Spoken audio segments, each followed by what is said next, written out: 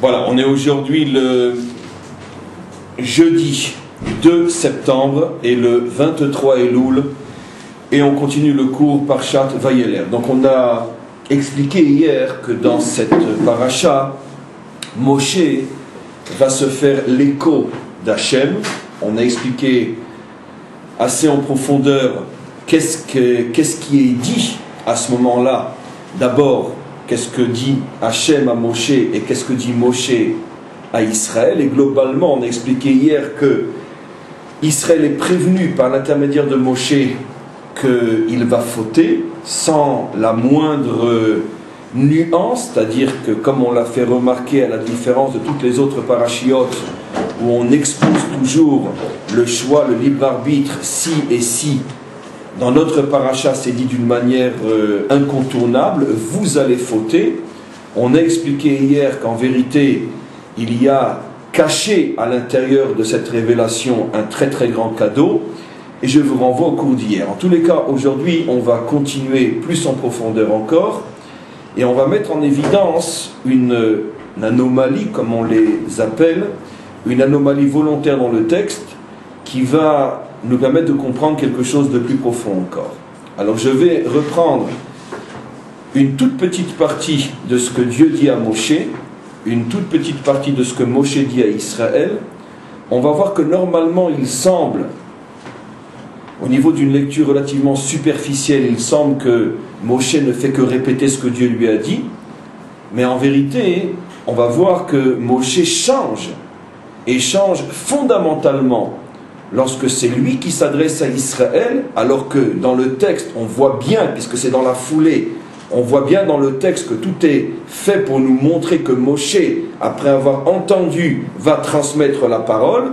On s'attendrait à ce que, comme dans toutes les parachiotes de la Torah, lorsque Dieu dit à Moshe, voilà ce qu'il faut dire, généralement, tout le temps, Moshe répète, rapporte fidèlement ce qu'il a entendu.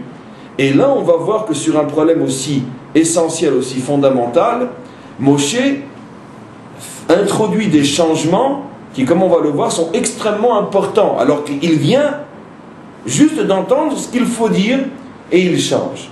Alors on va tout de suite mettre en évidence et regarder. Donc, lorsque Dieu s'adresse à Moshe, il dit la chose suivante. Je suis dans le verset 21, je ne prends pas tout à fait au début, au milieu du verset. Ki yadati et yitzro. Moi je connais très très très bien le mauvais penchant de l'homme, en particulier de ce peuple. Écoutez l'expression ki yadati, c'est une expression relativement peu commune dans la Torah, enfin tel que ça va être formulé. Vous allez voir que quand Moshe après va s'exprimer, il va reprendre la même formulation au niveau de la forme, mais il va changer le contenu. C'est-à-dire que Moshe va parler comme Dieu, mais ne va pas dire la même chose. Vous allez comprendre dans quelques instants. Ki yadati et yitzro, donc Dieu dit à Moshe, je connais très très bien le mauvais penchant de l'homme, Asher ou osé, et je sais de quoi il est capable. Ou plutôt j'ai mal traduit, Asher ou osé ayom, je sais très bien ce que mon peuple est capable de faire aujourd'hui, puisque ça fait 40 ans qu'il m'a déjà montré ce dont il est capable. Beterem evienu el haaretz, et tout ça c'est encore avant qu'il arrive sur sa terre. Asher nishbati, que je lui ai promis. Qu'est-ce que dit Dieu à Moshe? Je suis sûr qu'ils vont fauter, puisque j'ai eu l'occasion de les connaître avant encore qu'ils ne rentrent en Eretz Israël, et je connais très très bien leur mauvais penchant. Alors bien sûr on s'étonne, et pourquoi il semblerait qu'en arrivant en Eretz Israël, ça va être pire encore, puisque c'est ce que le verset suggère. J'ai appris à les connaître avant qu'ils ne rentrent en Eretz Israël, donc j'imagine ce qui va se passer après. Et qu'est-ce qui va se passer après? Effectivement, le verset le dit, dans le verset 20, qui est vienu el ha'adama asher nishbati la'avotav. Quand je les amènerai, je les installerai sur la terre que j'ai promis à leur père. Zavat chalav udvash, une terre où coule le lait et le miel. Ve'achal, il mangera. Ve'sava, il se rassasiera. Vedachen, il s'engraissera. Upanal Elohim acherim, et il se détournera vers d'autres dieux. Ve'avadum, qu'il servira. Ve'niatsuni, et ils me mettront en colère. Ve'efer et beriti, et ils profaneront mon alliance. Donc on voit très très bien c'est extrêmement intéressant en tant que tel. Quelle est la crainte justifiée au point que ça devient une affirmation absolue? Quelle est la crainte de Dieu? Si déjà dans le désert, j'ai dû essuyer 10 révoltes, alors à combien plus forte raison lorsqu'ils vont rentrer sur leur terre? Et si tu me poses la question, mais à combien plus forte raison? Quel est le lien? Pourquoi avant moins qu'après ou après plus qu'avant? Alors il explique. Parce que si déjà, pendant les 40 ans dans le désert, où il vivait à un niveau extrêmement spirituel, déconnecté de toute relation réelle avec le matériel et la matérialité, ils étaient nourris par une nourriture céleste, protégés par une protection surnaturelle, et ils ne vivaient que de Torah et d'eau fraîche, puisqu'ils n'avaient pas ni à cultiver des champs, ni à s'occuper de diriger un pays. Ils n'avaient qu'à se consacrer au service divin. Et malgré toute cette atmosphère et cette ambiance spirituelle, ils ont trouvé le moyen de fauter. Tu penses bien, dit Hachem à Moshe, que lorsqu'ils vont être sur la terre, préoccupés à labourer, cultiver, récolter, et qu'ils vont manger, se rassasier et s'engraisser, tu penses bien qu'ils vont m'abandonner. Donc on comprend bien que le raisonnement d'Hachem est extrêmement construit et logique, c'est mathématique. Si quand tu es à côté de ton maître, tu fautes, à plus forte raison lorsque tu seras éloigné de ton maître, pour ne donner que cet exemple-là. Et donc, qu'est-ce que Dieu met en évidence? Dieu met en évidence que la raison qui fait qu'Israël va fauter, et ce qui s'appelle la faute dans le langage divin, c'est l'abandon de l'alliance et l'idolâtrie. La forêt de vérité, vous abandonnerez mon alliance, ou pana el Elohim acherim, et vous servirez d'autres dieux. Le moteur, la cause, la matrice de cette faute, sans rentrer dans les nuances que j'expliquais hier, faute ou processus naturel, mais en tous les cas, la matrice de ce problème, pour le dire de manière beaucoup plus neutre, c'est le fait qu'en contact avec la matérialité, automatiquement, Israël va s'affaiblir plus qu'il l'était déjà dans le désert, alors qu'il était soutenu par une forte ambiance spirituelle, et donc automatiquement, c'est tout à fait logique qu'il va fauter. Encore une fois, Dieu est en train de décrire un processus absolument incontournable, puisque si déjà éloigné des tentations tu fautes, à plus forte raison si tu rentres dedans. Ça c'est ce qui est dit ici. Donc maintenant on va voir comment Moshe lui-même va transmettre la parole à Israël. Alors on descend un petit peu et on arrive au verset 27. Et là-bas Moshe est en train de parler à Israël et il dit Ki anochi adati. Il s'exprime de la même manière que Dieu. Si on s'arrête là, on s'attendrait à ce qu'il va dire la même chose. Regardez ce qu'il dit. Lui aussi va faire une comparaison entre avant et après, comme Dieu, qui a dit « Je sais très bien que tu fauteras après, puisque tu as tellement fauté avant. » Moshe introduit ce qu'il va dire de la même manière.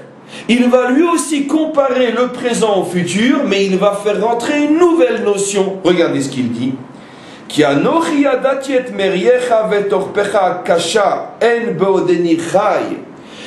vu combien de fois vous avez fauté pendant que j'étais encore vivant, imachem ayom, et que je suis encore présent jusqu'à aujourd'hui.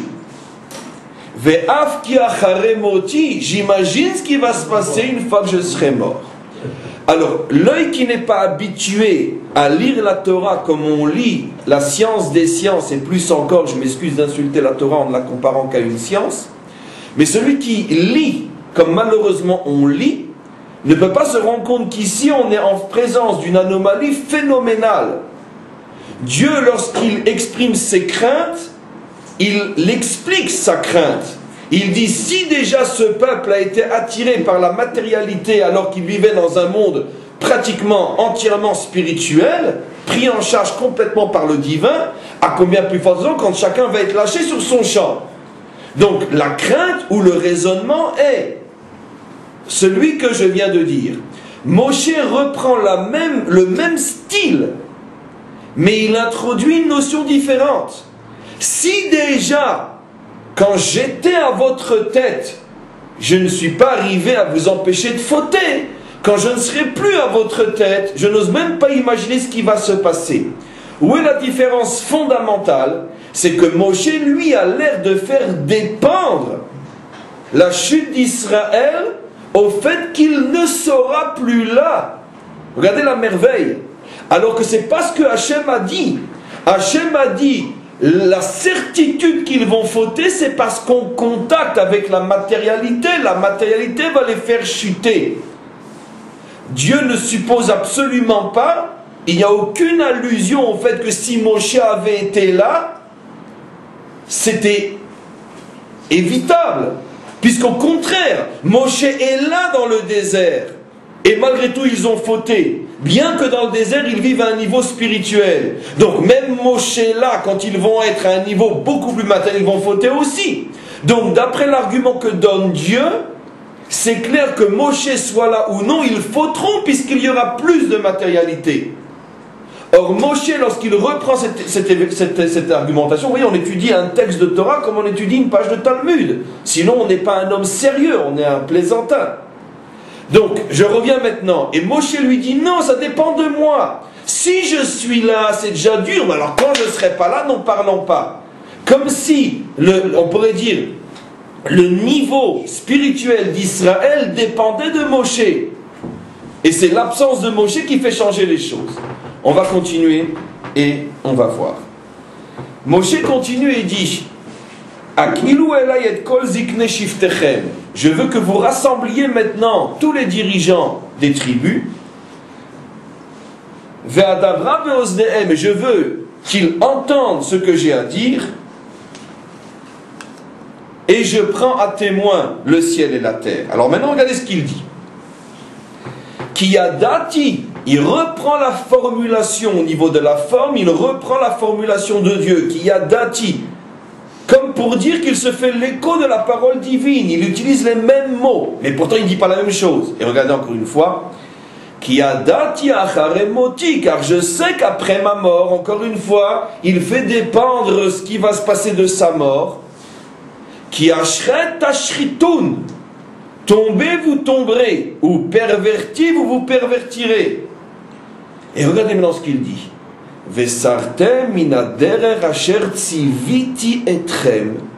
Et vous vous écarterez du chemin que je vous ai ordonné. Et à ce moment-là, ça battra sur vous le mal à la fin des temps. Alors ici, j'ai remis encore une fois en évidence ce que j'ai déjà dit. Moshe ne parle plus d'avant l'entrée ou après l'entrée en Eretz Israël. Il dit avant ma mort ou après ma mort. Ça, on l'a déjà expliqué 10 fois. Mais regardez maintenant deux choses extrêmement importantes que Moshe a introduites, qui sont complètement nouvelles et difficiles à comprendre. Moshe leur dit, je sais que vous allez vous écarter du chemin que je vous ai ordonné. Mais pourquoi ne dit-il pas ce que Dieu a dit? Je sais que vous allez commettre l'idolâtrie et que vous allez profaner l'alliance conclue avec vous. Depuis quand Moshe dit autre chose que ce que Dieu lui demande de dire? Dieu a défini clairement quelle est la faute qui va être commise. L'idolâtrie et la profanation de l'alliance. Or Moshe n'évoque ni l'un ni l'autre. Il dit, je sais que vous allez vous détourner du chemin. Alors l'idiot va dire, mais c'est la même chose. C'est pour ça que j'ai dit l'idiot. Pourquoi les mots sont différents? De plus, pour bien prouver que Moshe ne dit pas ce que Dieu lui a dit, c'est qu'il appelle ce fameux chemin, on ne sait pas ce que c'est, Asher Tziviti, que je vous ai ordonné. Mes amis, si on parle de l'idolâtrie ou de l'alliance, c'est pas Moshe qui nous a ordonné de ne pas être idolâtre. Anochi Hashem Elokecha Asher Hotzeticha Meretz Mitzrayim Lo Hiye Lecha Elohim Acherim Al Panai. Je suis l'Éternel, ton Dieu qui t'a sorti d'Égypte. Tu n'auras pas d'autre Dieu que moi. L'ordonnance répétée après le premier des commandements 1000 fois dans la Torah, l'ordonnance est toujours l'ordonnance que Dieu ordonne à Israël. On n'a jamais vu que Moshe ordonne à Israël. C'est évident. Or, encore une fois, on est dans un verset de la Torah, dans la science des sciences. Comment Moshe peut-il s'octroyer une gloire, un bénéfice qui n'est pas le sien? Ça veut dire quoi? C'est lui qui nous ordonne de ne pas être idolâtre. Donc c'est clair que ce n'est pas de ça que Moshe parle. Moshe parle d'autre chose. Quelque chose dont lui est la source. Ce que moi je vous ai ordonné. Donc deux questions. Pourquoi Moshe ne reprend pas la faute déjà dite par Dieu lui-même, l'idolâtrie? Deuxième question, à quoi fait allusion Moshe lorsqu'il dit que vous allez vous écarter du chemin que je vous ai ordonné? Et pourquoi place-t-il son ordonnance à lui, apparemment plus haute que l'ordonnance de Dieu, puisqu'il ne parle que de son ordonnance à lui? Et enfin, dernière question, vous voyez comment ce texte-là est rempli d'anomalies dès qu'on ouvre les yeux. Et enfin, dernière question, qu'est-ce que ça veut dire? Alors, quand vous vous serez écarté du chemin que je vous ai ordonné, il vous arriverait une catastrophe à la fin de l'histoire. Pourquoi à la fin de l'histoire? D'abord, il nous arrivait des catastrophes pendant toute l'histoire, cher Moshe. Et deuxièmement, dans toute la Torah, quand on parle qu'on va s'éloigner, qu'on aura des malédictions, c'est pendant toute l'histoire et pas seulement à la fin de l'histoire. Pourquoi Moshe ne fait allusion qu'à une catastrophe qui arrivera à la fin de l'histoire? Et donc, mes amis, on est donc obligé de dire après cette mise en évidence du texte qu'il y aurait donc apparemment deux problèmes énoncés dans cette paracha. Lorsque Israël se révolte contre Hachem, et globalement la révolte contre Hachem signifie l'idolâtrie qui englobe toutes les sortes de révoltes, comme on le sait, à ce moment-là, les catastrophes arrivent pendant toute l'histoire.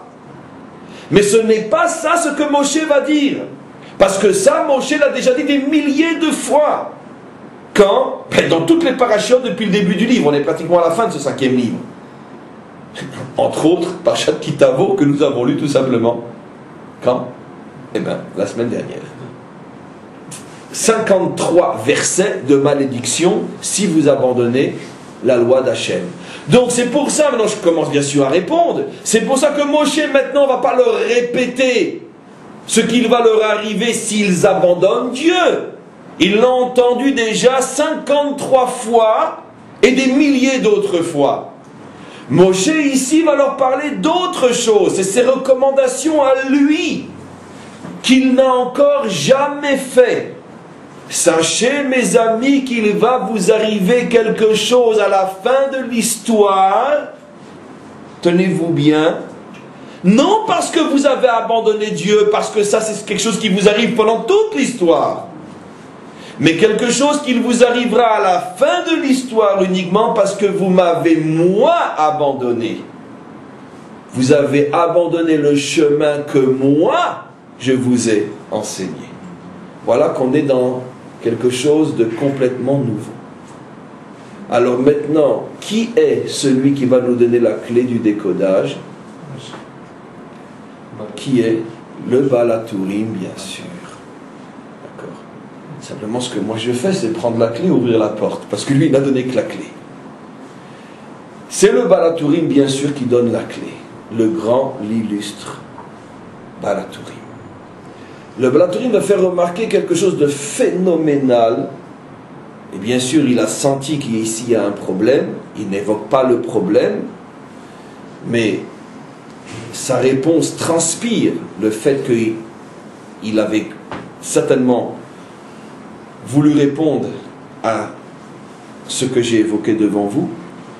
Il fait remarquer que lorsque Dieu s'exprime et qu'il dit dans le verset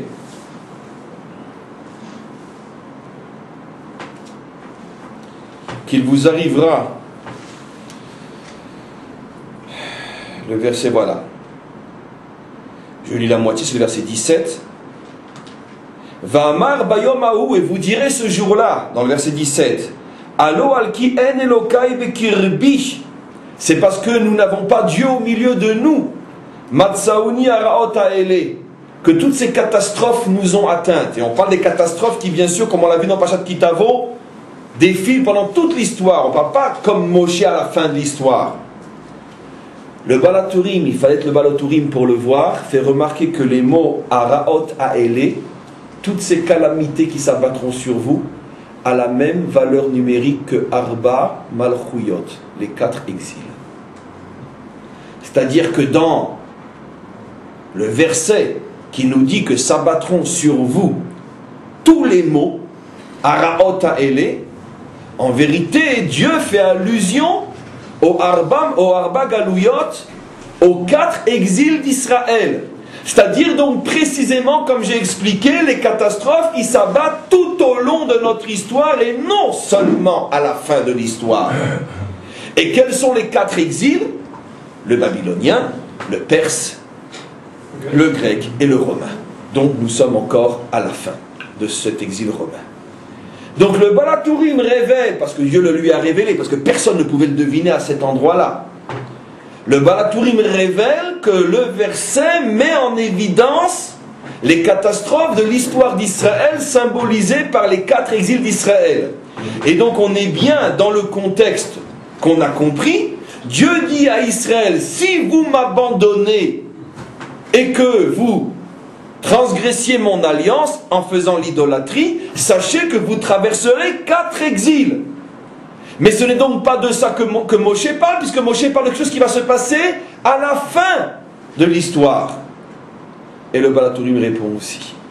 Il dit effectivement, Moshe fait allusion à une catastrophe qui va s'abattre à la fin de l'histoire et qui n'a rien à voir avec les 4 exils d'Israël. Et c'est pour ça que la formulation et la mise en garde sont différentes. On revient sur le verset de Moshe. Vekarat etrem ara'a baharit hayamim. Et un mal s'abattra sur vous à la fin de l'histoire. Alors là, c'est à mon sens, pour celui qui est un petit peu habitué au Baal HaTurim, je vous le dis, vous pourrez le vérifier avec le temps, c'est peut-être le Baal HaTurim le plus époustouflant de toute la Torah. Parce que sur 3 lettres complètement anodines, il nous fait descendre une révélation qui lui, bien sûr, que lui a reçue directement de la source, mais il l'a fait rentrer dans 3 lettres que personne au monde n'aurait pu deviner. Il fait remarquer que si vous prenez Ara'a Baharit Hayamim, le mal de la fin de l'histoire, vous prenez la première lettre de cette expression, Ara'a Baharit Hayamim, le mal de la fin de l'histoire. Ara'a commence par un He, Baharit à la fin commence par un Bet, et Hayamim de l'histoire commence par un E. On a pour valeur numérique 12, et alors même si on s'était amusé à calculer la valeur numérique 12, ça évoque quoi pour vous le 12? Mais regardez la puissance des maîtres d'Israël. Rien que si on est juif pour ça, pour appartenir à ce peuple et être les élèves de ses maîtres, merci. Regardez la puissance du Baal HaTurim. Il nous dit, mais 12, qui est précisément dans un verset qui parle de la fin de l'histoire, c'est la même valeur numérique que Gog. La guerre de Gog et Magog. Waouh! Gog, valeur numérique 12. Mais comment tu fais? Tu prends 3 lettres et tu trouves Gog. Bien sûr, toi, Baal HaTurim, nous connaissons ton secret que tu ne veux pas révéler. C'est clair que de toute façon, tu étais connecté avec le ciel et que tu fais semblant de nous faire croire que c'est dans les mots, mais tu l'as reçu directement d'en haut. Parce que c'est pas possible, c'est pas humain. Il y a des millions de lettres dans la Torah. Rien que ces 3 lettres, tu t'amusais à aller, t'avais que ça à faire. Dans un ordinateur, on n'aurait pas le temps de tout composer et décomposer. Vous vous rendez compte de quoi on parle? Il n'a pas d'ordinateur. Ça s'est passé il y a plus de 1000 ans. Il y a des millions de lettres dans la Torah, mais qui a le temps de les composer, les décomposer? Mais qui a le temps? 100 milliards de vies ne suffisent pas. Vous voyez donc bien que cet homme-là est un prophète, un véritable prophète en plein Moyen-Âge. Je vais faire la parenthèse, mais il m'impressionne tellement que je suis obligé d'hurler. Maintenant, en tous les cas, c'est vrai que le contexte l'aide un petit peu, puisque le contexte parle d'une catastrophe qui va se passer à la fin des temps. Or, les prophètes nous ont donc bien sûr prévenu qu'il y aurait une catastrophe à la fin de l'histoire, la catastrophe qui s'appelle Gog, la guerre de Gog. Et on a toute notre paracha maintenant devant les yeux. Quand Dieu a parlé à Moshe, il lui a répété ce qui se passerait pendant toute l'histoire à cause de l'idolâtrie. C'est-à-dire les 4 exils. Et ça, Moshe n'est pas parti le répéter à nouveau à Israël. Pourquoi? Parce qu'il venait de le dire, la paracha d'avant, pendant 53 versets, dans d'autres parachas, pendant des dizaines d'autres versets. Simplement, pourquoi Dieu le prévient Moshe? C'est parce que, comme on a expliqué, jusqu'à ce moment-là, Moshe lui-même n'était pas sûr et certain que c'est sûr que ça allait arriver. Et Dieu lui révèle, non, ça fait partie d'un mécanisme profond, inévitable. Maintenant, lorsque Moshe, lui, va parler à Israël, il va révéler autre chose, qui n'a encore jamais été révélé par Moshe, en tous les cas dans la Torah. Ça a été révélé par allusion une fois, et vous savez où, dans toute la Torah, qui a parlé le premier de cette guerre de Gog et Magog, mais avec une allusion tellement allusive que même après le décortiquage, c'est toujours une allusion. C'est Bilham, dans ses fameuses malédictions, bénédictions. À la fin des bénédictions, malédictions, il fait une allusion à la guerre de Gog et Magog. Mais à part Bilham, la première fois que Moshe parle de cette guerre-là, sous cette forme allusive, c'est quelques heures ou quelques jours avant de mourir. Il dit à Israël, sachez qu'à la fin de l'histoire, lorsque vous aurez déjà traversé la Babylonie, la Perse, la Grèce et Rome jusqu'à aujourd'hui, et vous croirez que ça y est, enfin on est rentré à la maison et on peut poser les valises, vous serez obligé de faire face encore à 4 monstres contre un seul, quelque part, je ne sais où ils se mettent à 4 pour démolir. Mais c'est pas grave, il n'y a que moi qui me comprends. En tous les cas, ça veut dire que, comme nous l'a dit le prophète Ézéchiel, c'est précisément après que ce peuple soit revenu de l'exil. J'utilise les mots d'Ézéchiel dans chapitre 38. Et ce peuple qui reviendra fatigué et usé, ce peuple survivant du glaive, se rassemblera sur sa terre. Et lorsqu'il posera enfin les valises, ça c'est la prophétie d'Inovitch, pas Ézéchiel, et quand enfin il posera ses valises, à ce moment-là, le monde entier fondra sur lui. Et cette guerre s'appelle la guerre de Gog et Magog. Et c'est ce à quoi on fait allusion ici. Comment? C'est pire que les 4 exils. Et c'est pire que les 4 exils, comme c'est marqué dans Ézéchiel lui-même, et comme le Talmud dit, à quoi ressemblent tous les exils et ce dernier conflit? À quelqu'un qui est en train de fuir un ours, quelqu'un qui est en train de fuir un lion, il arrive à s'échapper, il rentre dans une cache et il se retrouve devant un ours, il a tellement peur qu'il a déjà oublié le lion, il arrive à s'échapper de l'ours, il se retrouve devant un loup, il a tellement peur du loup qu'il a déjà oublié l'ours, il arrive à s'enfuir de loup, il rentre dans une cachette, il se retrouve devant un serpent, il a tellement peur qu'il a déjà oublié, et en fin de compte, pour une 5e fois, il se retrouve devant Gog qui lui fait tout oublier. Ça veut dire qu'effectivement, pourquoi? Mais c'est tout à fait normal. Parce que là, c'est le monde entier, tous réunis contre nous. Ce qui n'a jamais été complètement le cas, même la Deuxième Guerre mondiale. C'est la complicité du monde entier, mais ce ne sont que les armées allemandes. Là, on parle du monde entier, pas seulement complices, mais acteurs, qui se réunissent jusqu'aux frontières de Jérusalem. Ça, c'est une Maca qui est celle dont fait allusion ici Moshe. Et donc on comprend que finalement, grâce au Balatourim, cette petite paracha inoffensive est en train de contenir une véritable énergie, comme l'atome, inimaginable, puisque cette petite paracha fait allusion à toute l'histoire juive, les 4 exils, la guerre de Gog et Magog. Maintenant, mes amis, on va monter d'un cran dans l'époustouflant. Vous savez que les maîtres de la Kabbalah avaient déjà, mais dans leur langage à eux codé, sophistiqué et métaphorique, avaient déjà, ou même d'une certaine manière élitiste, avaient déjà, puisque quand je dis élitiste, c'est-à-dire que pas tout le monde peut le comprendre, avaient déjà fait allusion, bien sûr, mais selon l'approche et les définitions de la Kabbalah, avait déjà fait allusion à ces 5 catastrophes, 4 exils, plus le 5e, la guerre de Gog, ou à partir des lettres du nom divin, ou plutôt des 4 lettres et des 5 parties du nom divin. Je l'ai déjà rapporté des centaines de fois. Il y a 4 lettres dans le nom divin, mais il y a 5 parties, parce que la première lettre se coupe en 2, le corps de la lettre qui est le Yud, et la pointe de la lettre qu'on appelle le Kotz, qui veut dire la pointe, qui veut dire aussi délivrance. le Ketz. Et les maîtres de la Kabbalah expliquent qu'il y aura 4 exils, mais 5 catastrophes. 4 exils par rapport aux 4 lettres.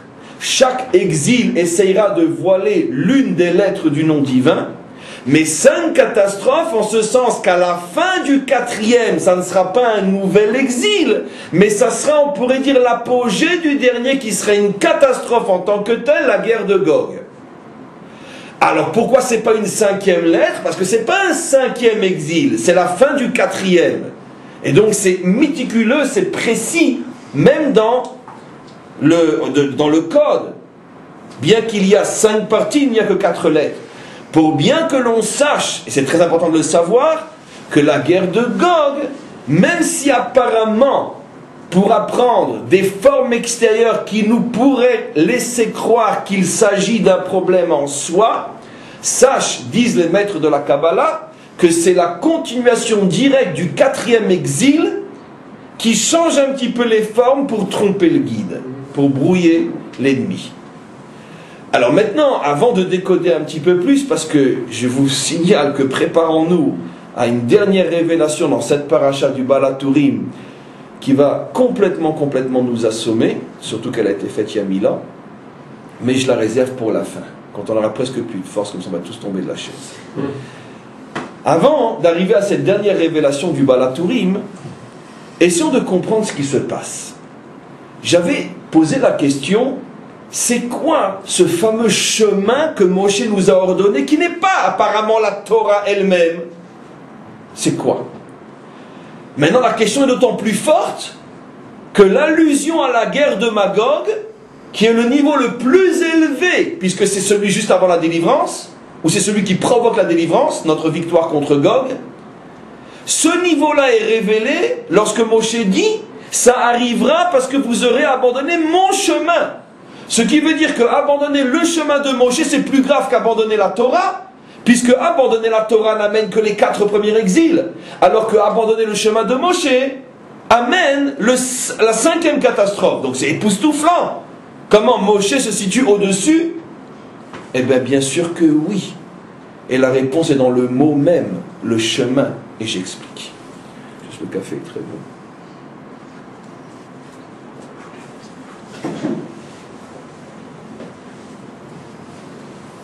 Et j'explique. Un chemin, mes amis, sert à quoi? En soi, il ne sert à rien. Mais par contre, il sert à se rendre là où on veut aller. Maintenant, c'est clair que le chemin en tant que tel est extrêmement secondaire à la maison, l'hôtel, ma maison, ma villa, mon lieu de résidence, mes vacances, peu importe, est très secondaire à là où je vais. D'accord? Puisque on ne s'arrête pas en chemin, on ne s'installe pas en chemin, et au contraire, plus vite ça passe, et plus tôt on sera là où on veut arriver. Et quand je suis sur l'autoroute des vacances, je n'ai qu'une idée en tête, qu'une image en tête, mon premier bain dans la mer. Ça c'est la destinée. Moshe dit que ce qu'il nous a ordonné s'appelle le chemin. Donc c'est secondaire à là où on arrive. Et c'est quoi? Eh bien c'est absolument évident, vous avez déjà tout compris. Là où on arrive, c'est la Torah de Dieu. C'est le but à atteindre. Mais comment on y arrive? Par quel chemin on passe? Par toutes les ordonnances, tous les conseils, tous les enseignements de Moshe. Dit d'une autre manière, c'est ce que notre tradition rapporte, il y a la Torah écrite qui est la Torah de Dieu, et il y a la Torah orale qui sont tous les enseignements des maîtres d'Israël qui nous permettent d'accéder à la volonté et à la loi de Dieu. Parce que sans eux, t'as beau avoir pris et réservé ta place de vacances dans le meilleur hôtel de la Côte d'Azur, lo allez-nous, mais en tous les cas, s'il y a une grève d'avion, eh ben tu ne pourras pas t'y rendre. Donc, si le chemin ne te relie pas, eh ben tant pis pour le billet et tant pis pour les belles vacances. Maintenant, dit d'une manière plus intelligente, la Torah, elle est magnifique, elle est tout ce que tu veux, et le but à atteindre, bien sûr, c'est la Torah de Dieu, Mais si tu n'as pas les maîtres d'Israël de génération en génération pour t'expliquer la Torah, à quoi elle te sert? Non seulement tu n'y arriveras pas, et même si tu y arriveras tellement mal et tellement épuisé, et tellement malade que de toute façon, tu n'en feras rien. Moshe ici, comme vous le savez tous, est un symbole. Selon l'expression connue des maîtres d'Israël, Itpashtuta de Moshe bechol dor vador. Tous les maîtres d'Israël sont une réincarnation de Moshe, ça veut dire dans l'esprit bien sûr. C'est pour ça qu'on voit que dans le Talmud, les maîtres d'Israël s'appelaient parfois Moshe alors qu'ils s'appelaient autrement. Et Rashi fait remarquer, la première fois qu'on voit dans le Talmud qu'on appelle un maître dont on connaissait le nom, on l'appelle tout d'un coup Moshe. Rashi demande, aurait-il changé? Non. Rashi dit, mais non, bien sûr que non. Mais pour se faire du kavod, à titre de respect profond face à ces maîtres-là, on les surnommait Moshe comme pour dire, tu es comme Moshe dans ta génération tu es comme Moshe dans la sienne. Et ça, la Torah des maîtres d'Israël s'appelle le chemin. Parce que si tu n'as pas leurs enseignements, tu ne pourras jamais accéder à la Torah.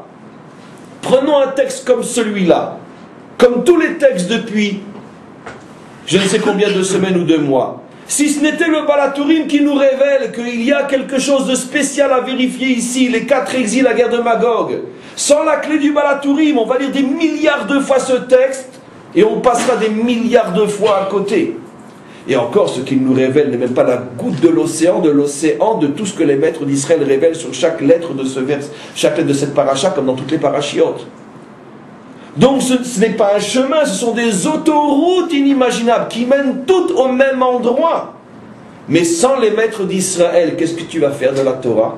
Elle ne te sert à rien. Mais j'ai déjà fait allusion à autre chose. Non seulement elle ne te sert à rien, mais des fois, si tu veux y arriver par tes propres moyens, ça va être la catastrophe. Si quelqu'un devait se rendre en train ou en avion dans son hôtel, et qu'il y a la grève, et qu'il s'obstine à y aller, il y va à pied ou en bicyclette ou à dos d'âne, il va arriver tellement crevé là-bas que quand il va arriver, il va s'endormir tout sale, tout habillé sur son lit, il va tout salir, il va tout casser, il va pas profiter. Il va dévier, déformer. Ce n'est pas du tout les vacances qu'il attendait et auxquelles il aspirait. Exactement de la même manière, si quelqu'un dit, moi, je n'ai pas besoin des maîtres d'Israël, d'accord, je suis suffisamment fort et intelligent pour comprendre la parole de Dieu tout seul. Ben, malheureusement, on sait quel genre de catastrophes sont issues et sont sorties de la Torah d'Hachem. Les pires déviations, les pires idolâtries, les pires catastrophes morales, spirituelles, intellectuelles, et tout ça au nom de la Torah de Dieu. Comme on l'a toujours dit, et on le sait tous, rien n'est plus dangereux que la parole de Dieu tronquée et falsifiée. Rien n'est plus dangereux. Mieux vaut la pire des idolâtries laïques que la parole de Dieu tronquée. On ne tuera jamais autant d'hommes au nom de n'importe quoi qu'on en tue au nom de Dieu, tronqué. Et donc c'est pour ça que il y a nécessairement un chemin pour y arriver. Et tous les orgueilleux, tous les prétentieux qui s'imaginent y arriver tout seuls, non seulement n'y arriveront pas, mais quand ils veulent y arriver par eux-mêmes, et qu'ils disent voilà maintenant je suis le Moïse de ma génération, on sait ce que ça donne et qu'est-ce que ça engendre. Et donc maintenant on comprend ce que dit Moshe. Oui, enfant d'Israël. Vous savez, la Torah a déjà témoigné sur moi que je suis le plus humble des hommes. Donc, ne me jugez pas mal quand vous allez entendre ce que je vais vous dire. Sachez que si vous abandonnez mon chemin, ce qui signifie que si vous prétendez pouvoir servir Dieu sans passer par les maîtres d'Israël, sachez qu'à ce moment-là, vous allez vous attirer la plus grande de toutes les catastrophes de l'histoire juive, qui est la guerre de Gog. Et là, grâce au Baal HaTurim, nous avons la révélation d'un secret époustouflant qui, je sais, n'est pratiquement rapporté nulle part ailleurs que dans le Baal HaTurim, et encore faut-il le comprendre et l'interpréter. c'est que la véritable raison de cette fameuse guerre dont tout le monde parle, mais que personne ne sait et ne comprend ce qu'il dit, la raison profonde sur le plan spirituel, l'origine de ce conflit, c'est parce que nous ne serons pas suffisamment attachés, non à la Torah de Dieu, mais à la Torah de Moshe. Ça veut dire lorsque le peuple juif, et donc le monde en général, puisque nous ne sommes que le microcosme des autres, que le laboratoire, que l'éprouvette du monde, lorsque le monde s'imagine que n'importe qui, n'importe quand, n'importe comment a le droit d'interpréter la parole divine, et a oublié que c'est la science des sciences, et que si on n'est pas le savant des savants, celui qui s'approche se fait brûler. Quand on s'imagine que la Torah c'est n'importe quel livre intéressant certes, mais qu'on peut l'ouvrir comme ça, au hasard d'un temps libre, et commencer à jongler sur les versets, et à diverser sur les enseignements, quand on s'imagine ça, à ce moment-là, on provoque la guerre de Gog et Magog. Donc c'est un appel, et on comprend maintenant pourquoi c'est pratiquement le dernier enseignement de Moshe. Mais parce que c'est fondamental, bien sûr, c'est la halakha. Et je sais à quoi notre ami fait allusion. Halakha dans le sens la loi, mais aussi le chemin. C'est extraordinaire qu'en hébreu, le mot loi se dit chemin. Halakha signifie aller. Ça veut dire que la loi, c'est comment tu avances. C'est le contraire même de toutes les lois qui sont comment on te fige. Nous, c'est comment tu avances. Or, la loi, qui c'est qui l'a révélée? 99,9% des lois juives sont révélées par qui? Par les maîtres d'Israël, par Moshe, et les Moshe de chaque génération. Et c'est pour ça que cette loi s'appelle halakha, pour bien nous faire comprendre qu'ici il ne s'agit pas de te figer, au contraire il s'agit de te permettre d'avancer vers le but ultime qui est la Torah de Dieu.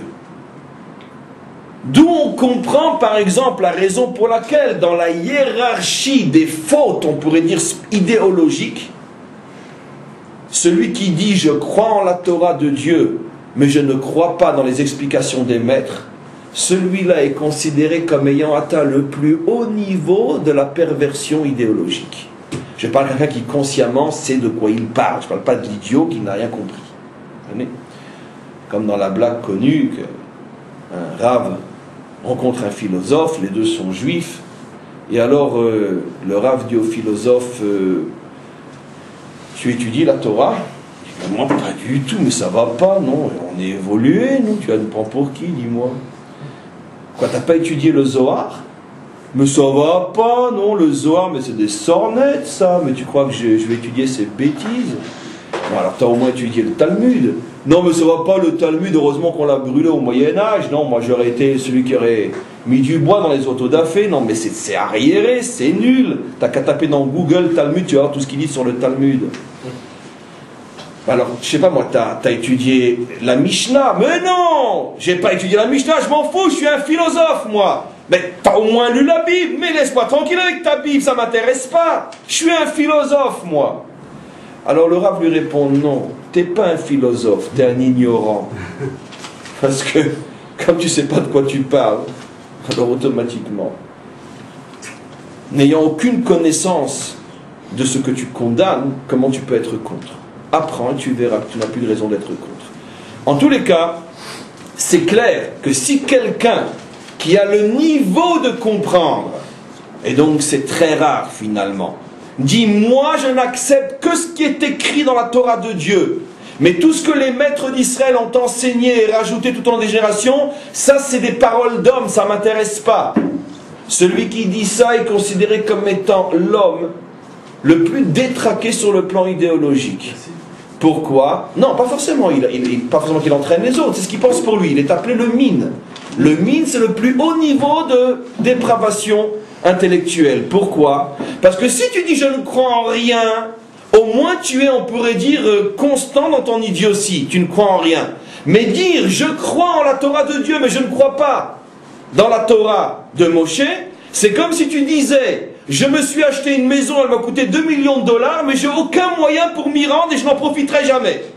Donc t'es un idiot fini, pourquoi t'as dépensé 2 millions de dollars? Garde-les pour autre chose, ou n'achète rien. Voilà ce que tu dis. Donc c'est le plus haut niveau de bêtise intellectuelle que nos maîtres ont trouvé. Bien sûr, pour comprendre la finesse de ce que je dis, il faut être déjà un homme suffisamment grand pour qu'on puisse te traiter d'être à ce point idiot. Mais peu importe, sur le plan théorique, on comprend tout ce que j'explique. Il n'y a pas de vacances sans autoroute. Il n'y a pas d'Amérique sans avion. Il n'y a pas de Torah de Dieu sans Moshe. C'est absolument impossible. Donc on a compris, et je reviens parce qu'on a encore un petit travail à faire sur cette paracha. On a compris donc quelque chose de fabuleux que je résume avant d'arriver à la suite du cours. On a donc deux types de fautes, l'une contre Dieu et l'une contre Moshe. La faute contre Dieu s'appelle l'idolâtrie. C'est le mot global pour dire vous vous révoltez contre moi ou contre ma Torah. Qu'est-ce qu'entraîne la révolte contre Dieu? Les 4 exils. Mais il existe, dit le Baal HaTurim, mais il existe une autre faute qui n'est pas directement une faute contre Dieu, puisqu'au contraire c'est quelqu'un qui peut dire moi j'aime Dieu et j'aime sa parole, qui pourra faire cette faute-là, même s'il dit sincèrement qu'il aime Dieu, parce qu'il est sincère avec sa bêtise.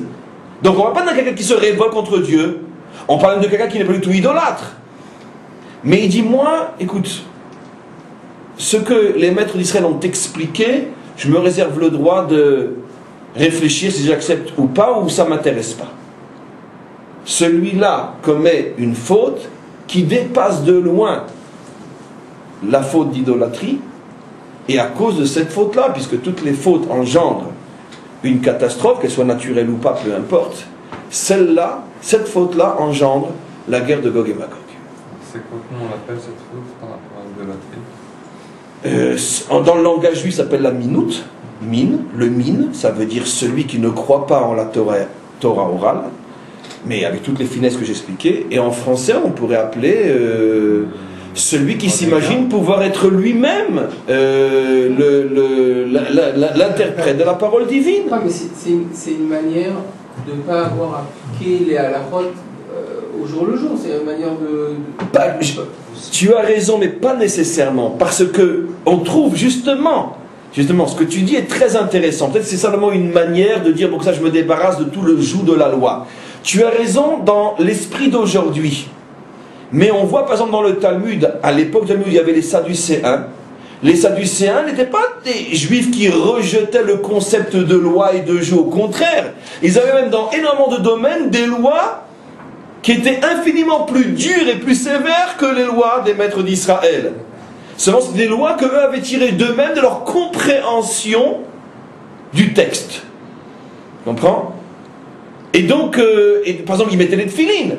Mais au lieu de les mettre comme nous les mettons, et c'est seulement notre avis qui est resté, eux ont déjà disparu, ils ne sont même pas dans les musées, eux, on ne sait même pas où ils sont. C'était le Talmud qui parle d'eux, qui serait un jour qu'il y a eu les Sadducéens. Donc, t'imagines la claque qu'ils ont pris. Mais eux, pendant des décennies, mettaient les tefilines entre les yeux ici. Ils mettaient les tefilines comme toi et moi. Mais ils les mettaient ici, pourquoi? Parce que le verset dit « Ben elera entre tes yeux ». Maintenant que les maîtres Israël ont prouvé d'une manière irréfutable que le mot « entre les yeux » dans la Bible ne signifie pas ici, mais ici, ça veut dire à l'endroit où s'enracinent les yeux, qui sont donc le cerveau. Mais il n'y a que les maîtres d'Israël pour comprendre cette finesse, que la Torah parle le langage de la source, le langage de la racine. Et donc quand on parle des yeux, on parle de la racine des yeux, donc le cerveau. Mais eux n'ont pas accepté cette explication qui elle-même avait été transmise de génération en génération depuis Moshe Rabbeinu. Eux n'ont pas accepté la transmission moshéique.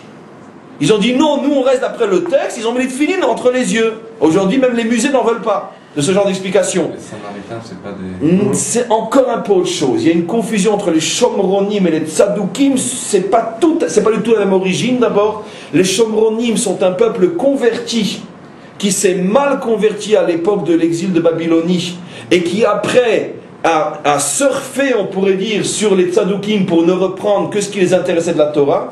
Mais au départ, les Shomronim, les Samaritains, sont les descendants d'un peuple converti non juif, et qui ne s'est jamais vraiment converti. Alors que les Tzadukim étaient de véritables juifs, Et généralement même des meilleures familles, des familles bourgeoises, des familles généralement dirigeantes, etc. Pourquoi c'est précisément les dirigeants, les bourgeois et les riches qui sont devenus sadducéens? C'est une question en tant que telle. Mais en tous les cas, c'était même des Kohanim et des gens de toutes les tribus.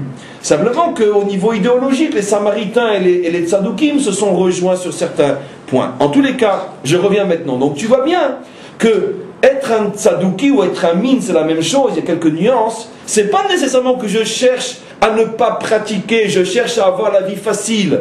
Non, simplement que j'interprète en dehors de la source d'interprétation qui est née sur le mont Sinaï avec Moshe Rabbeinu.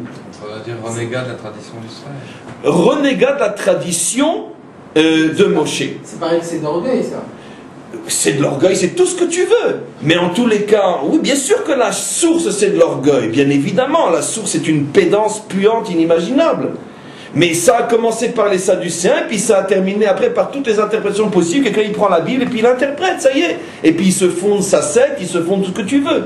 Donc le danger est terrible, parce qu'à partir du moment où tu acceptes une fois le principe qu'on peut comprendre sans la source de Moshe, c'est la porte ouverte aux pires catastrophes. Donc c'est pour ça que Moshe insiste ici et il met en garde contre ça. Alors maintenant, on comprend donc bien sûr pourquoi et ne rentrez pas plus dans les détails que je le fais moi-même, pourquoi cette guerre apparaît précisément à la fin de l'exil de Édom, parce que la civilisation édomique est, on pourrait dire, le symbole le plus parfait de ce refus de s'attacher à la tradition juive telle qu'elle s'exprime par les maîtres d'Israël. On accepte la Bible, on accepte la Torah, on accepte qu'elle a été donnée sur le mont Sinaï, on accepte que les Hébreux aient été choisis, on accepte tout, sauf une chose, l'interprétation talmudique, c'est-à-dire l'interprétation moshéique, l'interprétation des maîtres d'Israël. À partir de là, on fonde une nouvelle religion. Et donc cet exil de Édom est l'expression même du problème auquel fait allusion Moshe. Et en quoi ça nous concerne? On n'est pas des Édomiques. Ben, tu penses bien. À partir du moment où on est dans cet exil, c'est qu'on a quelque part un lien avec. Surtout n'oublions pas que l'exil édomique a été produit par des Juifs. Même et surtout sur le plan spirituel. Donc c'est clair qu'on a un lien avec cet exil édomique.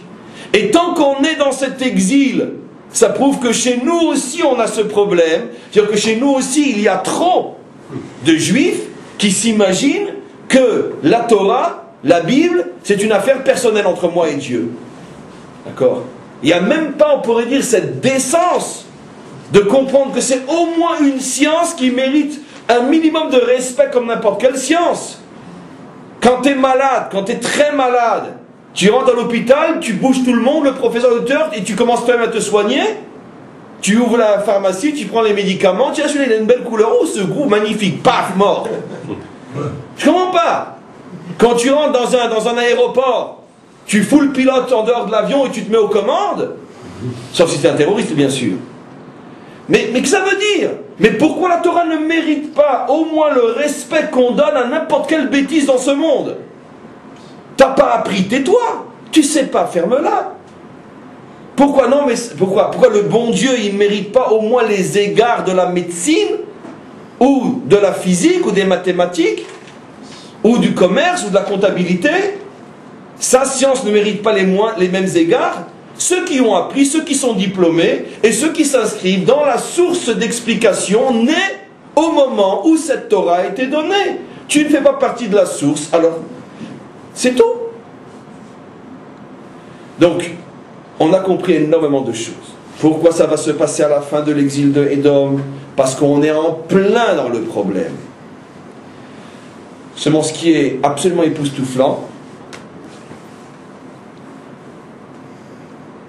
c'est que le Balatourim va révéler quelque chose, je ne sais pas d'où il sort ça. Vraiment. Bon, une fois qu'il l'a dit, on s'est dit, tiens, on aurait pu le voir nous-mêmes aussi, mais le problème c'est que c'est seulement une fois qu'il l'a dit. Une fois qu'il l'a dit, puis une fois qu'on l'a vérifié 10 fois. Il fait remarquer que sur le verset qui parle de la guerre de Gog, qui commence par « Si vous vous écartez du chemin que je vous ai enseigné, Vekarat etrem ara'a baharit ayamim, alors fondra sur vous, viendra sur vous le mal à la fin de l'histoire, Et il nous a montré que le mal, à la fin de l'histoire, dans les Rachetevot, dans les premières lettres des 3 mots, fait allusion à Gog. Il explique maintenant le mot Vekarat. Il vous arrivera. Et il dit, il y a 2 fois dans la Torah où on trouve l'expression Vekarat. Une fois ici et une fois au sujet de Ishmaël. Quand Agar était dans le désert en train de fuir et qu'à ce moment-là l'ange s'est manifesté à elle, l'ange Gabriel d'après notre tradition, à Mévin Yavin. L'ange Gabriel se manifeste à elle, c'est marqué en toutes lettres dans le Midrash, il y a 2000 ans déjà. C'est Gabriel qui lui parle, d'où la tradition que c'est Gabriel qui. Gabriel s'adresse à elle et lui dit, sache que tu vas mettre au monde un enfant, Vekarat et Shemo Ishmael. Et le Baal HaTurim fait remarquer qu'il n'y a que 2 endroits dans toute la Torah où on introduit une explication par le mot Vekarat. C'est au sujet de la guerre de Gog ici et au sujet d'Ishmaël là-bas. Il se tait, il ne dit plus rien, il fait confiance aux générations à venir. Vous savez, les maîtres d'Israël, c'est comme un relais. Chacun fait son travail et il passe le relais à l'autre, qui continue un petit peu, jusqu'à ce qu'on arrive au but final qui est la délivrance. Lui a déjà fait un travail énorme. Il a fait remarquer ce que personne avant lui et personne après lui aurait pu remarquer. 2 fois le mot Vekarat de la Torah. Je vous rappelle qu'il n'a pas d'ordinateur. Je vous le rappelle, parce qu'on risque de l'oublier à l'époque de Google.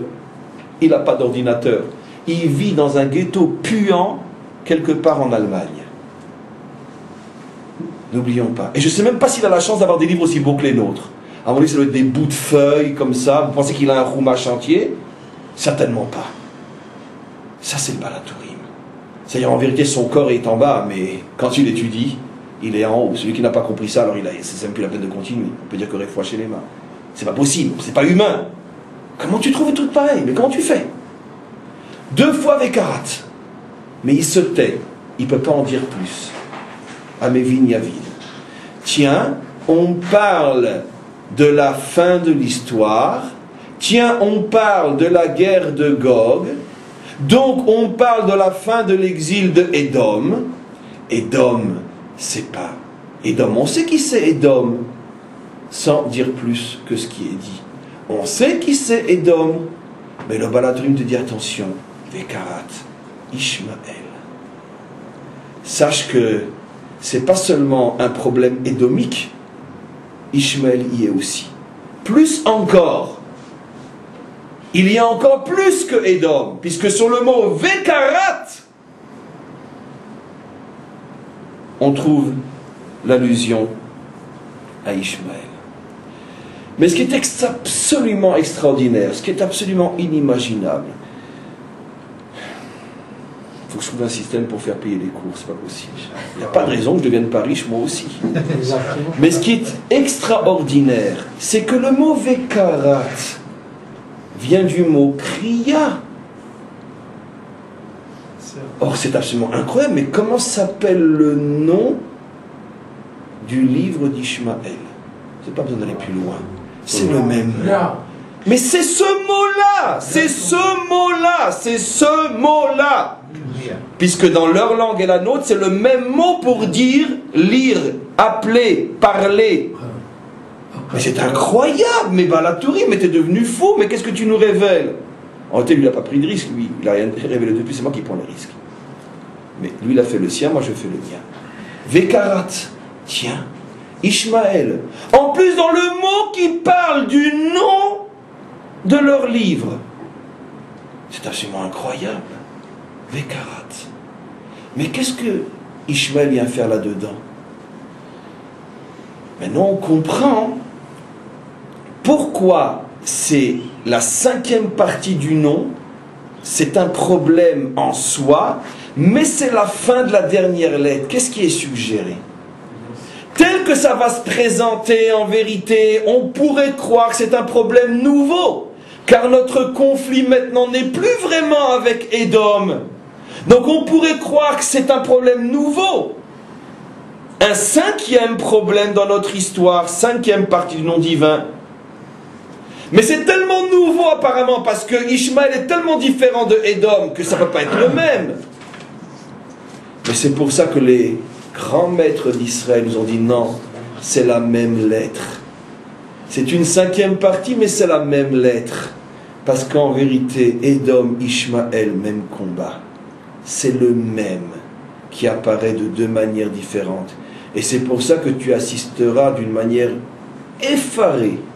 Toi qui croyais qu'ils étaient tellement différents, tu apercevras au fur et à mesure que cette guerre est en train de se préparer, qu'ils sont en train de se réunir, de s'unir, au point qu'il est possible que dans le pays où se trouve la capitale de la religion de Édom, on vient faire un appel à l'ishmaélisation de l'Europe tout entière, et personne ne bronche. Quand tu arriveras à ce moment-là, nous prévient le Balatourim, d'abord fais un cours pour l'expliquer, et deuxièmement, ne t'étonne pas de ce qui se passe, c'est la même chose. Pendant des siècles, vous avez cru que c'était 2 religions différentes, c'est la même. Mais non, c'est pas possible, ils n'ont rien à voir, c'est la même. Remonte à la source, remonte à l'essence des choses, et tu verras que c'est la même religion. 2 aspects d'un même problème. Et c'est pour ça que tout fusionne maintenant et qu'on peut appeler à l'ishmaélisation de l'Europe, à 2 pas de la capitale de la religion de Édom, et rentrer et ressortir vivant et applaudi. Mais vous ne vous rendez pas compte ce que l'on est en train de vivre?